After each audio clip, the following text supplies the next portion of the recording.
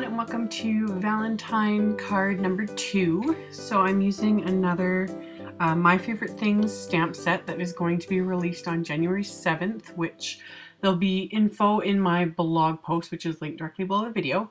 But this is the Sunny Day Doodles Love It set, and I had inked it up with VersaFine Onyx Black ink and stamped it onto some craft cardstock.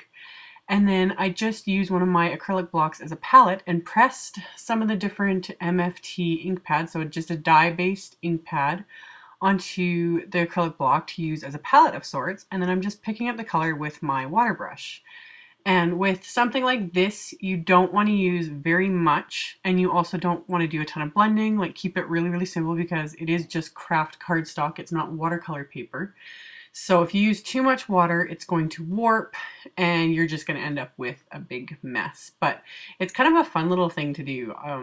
If you've been watching any of my videos lately, you guys know I'm kind of obsessed with craft cardstock and just coloring with pencils on it and coloring with Copics on it, and now doing a tiny bit of watercoloring with it. Like, I don't know, it's a little more forgiving than white, and I think that's why I like it so much, and it just gives it a different look. It's a lot of fun.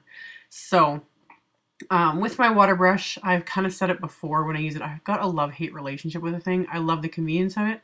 I hate the fact that even though I never squeeze it, more often than not, way more water than I want comes out. And it was kind of doing that here, so I kept wiping it off because, like I said, you don't want too much water seeping around on this because it's just cardstock. It's not meant for watercoloring. And yeah, a little bit here and there it did seep out of the lines, but that's fine. I purposely didn't want it to look perfect. I wanted it to look kind of messy and obviously watercolored, just it kind of suits the style of stamps. It's a lot of fun to be a little more fun and free with these. I'm kind of taking notes from Susie, who's the designer of these stamps, and yeah, just she doodles on everything and adds to stamped images and draws on them and that. It's different and I like it. So I filled in all of the letters and the heart and everything else with some of the different inks, and then I just used the craft ink to add a bit of shading all around the letters, and then I let it dry, which, thanks to the miracle of editing, that took 2 seconds, but in reality it just took a few minutes to make sure it was dry before going on to everything else. And then I'd cut a piece of spearmint cardstock, and I'm using the typewriter text background, and I always peel the backing off of it just so that it sticks a little bit to my craft mat and lays a little flatter. And then inked it up with the new spearmint ink, which I'm loving, and stamped the typewriter text onto that piece of cardstock. And as usual, didn't use any scrap paper to protect my fingers, so I got ink all over my fingers. And yet I go on to do this little flag that I cut with the Fishtail Flags Layers Dynamics. And I wanted to stamp, there's 3 little stamps in the same set, little doodles, so I put them on the acrylic block and then I inked them up with the raspberry ink, which is the same color as the cardstock I'm using. And yeah, I grabbed scrap paper for this, so go figure.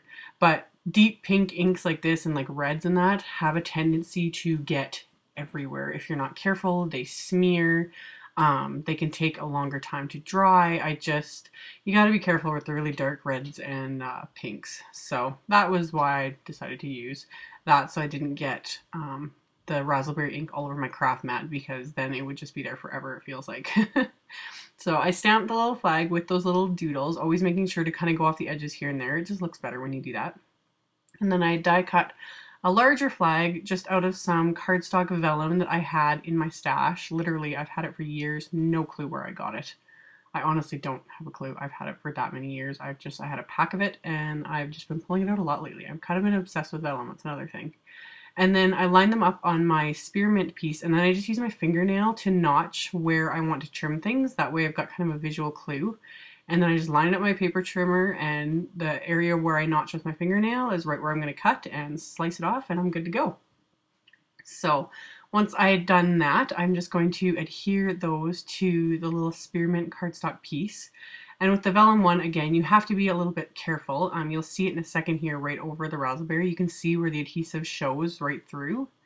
So I made sure to put the adhesive where I knew like the little black flag was going to completely cover it, and then the main image is going to cover it. Because otherwise it looks messy if you can see the adhesive through vellum. So you need to be a little more creative when you're attaching it. So got that the way I wanted onto my craft card base. and got the main image adhered, and then I had just taken some hemp cord and strung it through a little spearmint green button. I found that in the bag, and this one's got like a little kind of glittery border around it. It's so pretty. So that was the one, of course, I had to use for this card. And then I just took a couple of my red line adhesive dots, and I used a couple of them just to give it a little bit of extra staying power. So that thing is stuck. It is not going anywhere. And then once I was done with that, I actually grabbed my Posca white paint pen, and totally didn't realize I was half off camera when I did this. But yeah, I just went along with the paint pen and added highlights here and there, little like dots and lines and different things, just being totally free with it. And it just, that's another reason why I'm loving the whole craft cardstock thing lately and coloring on it, because then when you add any white highlights, they just pop. So much fun. So really, really, really loving this. So yeah, I just added little random lines and highlights and stuff, so really cute, and it just kind of finished off the card front. And then on the inside of the card, I die cut another craft circle. This one, I was using the stitched circle dynamics, same with on the outside. And then for the inside, I just used a smaller circle and stamped another stamp from the Love It stamp set. And then I let it dry again with editing. It took no time, but I gave it a few minutes to let the ink dry after stamping it. And then I just used my same little acrylic block there and picked up the ink with my water brush and quickly filled it in. This one was a lot faster just because it's a simpler little stamp. But yeah, I just kind of watercolored it, and I just keep pulling off the excess water and color with my fingers. It's just kind of funny because for someone who absolutely hates getting any sort of like adhesive or anything else on my fingers, I don't have a problem with getting ink all over my fingers. It doesn't bother me, but adhesive drives me batty. So just a random fact about me. But once I was done coloring it all in, I just set it aside to let it dry, and I cut down another piece of the spearmint green cardstock, same size as the front. I just adhered it to the inside just to give it a little extra something, and I'm going to adhere this little circle, and that's all there is to it. So there'll be a link below to my blog post with links to all the supplies used. Thank you guys so much for watching, and I will see you all next time. Bye!